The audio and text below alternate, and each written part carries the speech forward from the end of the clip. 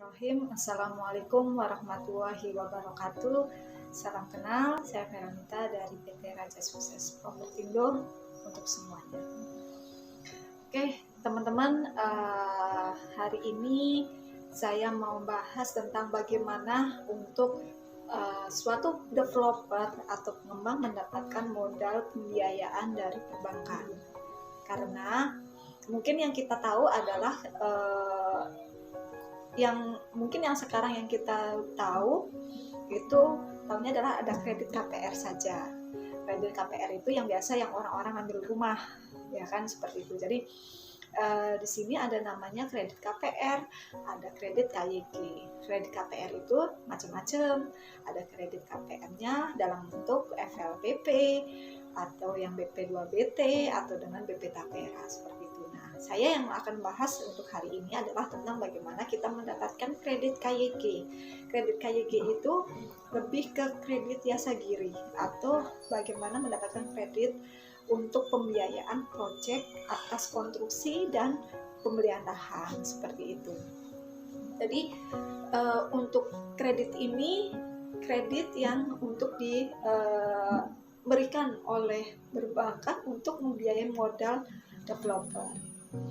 Tanah matang itu tanah yang sudah siap jual atau bisa disebut dengan yang kita sudah dilakukan land clearing atau cut and fill. Cut and fill itu apa? Cut and fill itu tanah yang kayak agak ngebukit atau memang agak tinggi itu dikupas, ya kan, itu namanya cut and fill. Atau yang memang kita tanah uruk, misalkan ada rawa atau tanah sawah yang mungkin levelnya di bawah itu harus dilakukan pembukaan seperti itu.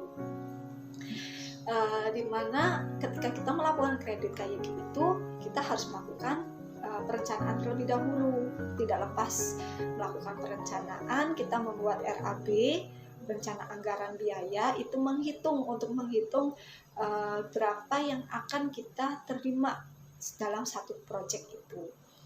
Yang terkaitnya adalah tentukan untuk harga jual rumah, terus untuk kuantitinya, lalu biaya-biaya yang sudah kita keluarkan dari perizinan A sampai Z, terus nanti biaya operasional dan lain-lain itu berapa.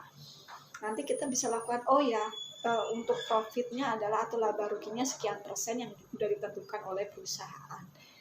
Habis itu kita membuat proposal yang di dalamnya adalah mengisi permohonan kebutuhan dana kita berapa, untuk pembelian lahan berapa, untuk kredit konstruksi berapa kebutuhannya. Nanti dari situ kita lihat kita berapa sih nominalnya, baru kita ajukan, kita masukin untuk angkanya.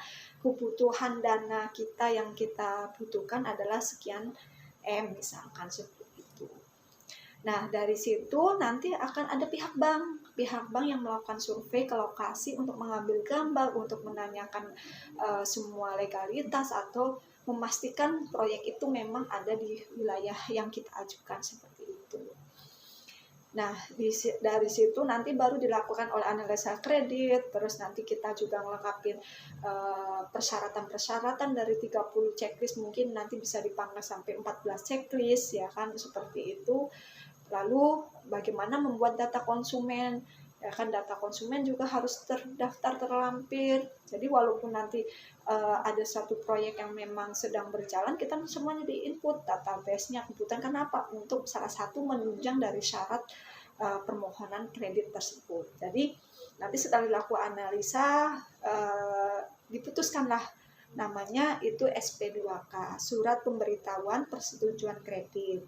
Nah, dari SP2K ini yang menginformasikan persetujuan kredit oleh bank untuk developer atau untuk pengembang. Jadi nanti kelihatan tuh, oh ya, kita pengajuan sekian puluh M yang di ACC sekian M gitu, seperti itu. Jadi nanti bisa tahu, oh, selisihnya di mana, apakah dari harga tanah apresialnya ke waktu kita penilaian awal, atau memang ada biaya yang memang menurut dari analisa banknya itu terlalu tinggi sehingga harus mau nggak mau diturunkan seperti itu.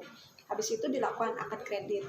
Nah, akad kredit ini yang dilakukan dengan pihak perbankan seperti itu, dan lalu tahap selanjutnya adalah pencairan. pencairan ini berdasarkan sesuai dengan porsinya atau proporsi yang sesuai dengan SP2K. Jadi nanti tertulis berapa persen sih pencairan pertama, ya kan? Berapa persen nih yang dari KYG. Kalau KPL itu pasti pencairannya adalah 100%. Gitu. Jadi sangat membantu untuk pembiayaan proyek-proyek yang baru untuk mendapatkan dana biar terus bisa berjalan seperti itu. Jadi kita dengan adanya fasilitas KYG KPL ini bisa memanfaatkan atau bisa setidaknya kan mengemodalin atau membiayain proyek untuk yang mungkin selanjutnya seperti itu.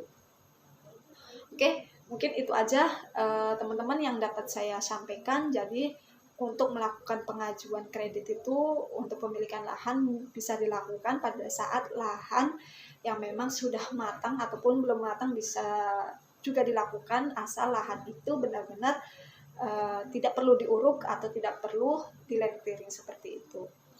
Oke, sekian dari saya. Terima kasih. Semoga video atau sharing kali ini bisa menambah wawasan buat teman-teman, karena memang ternyata ada beberapa jenis kredit ya, bukan hanya kredit untuk pemilikan rumah aja, tetapi sebagai pengembang juga ada kredit namanya kredit KYG tersebut untuk ngemodalin nih, untuk membantu modal keuangan perusahaan gitu teman-teman. Oke, saya akhiri. Wassalamualaikum warahmatullahi wabarakatuh. Selamat siang.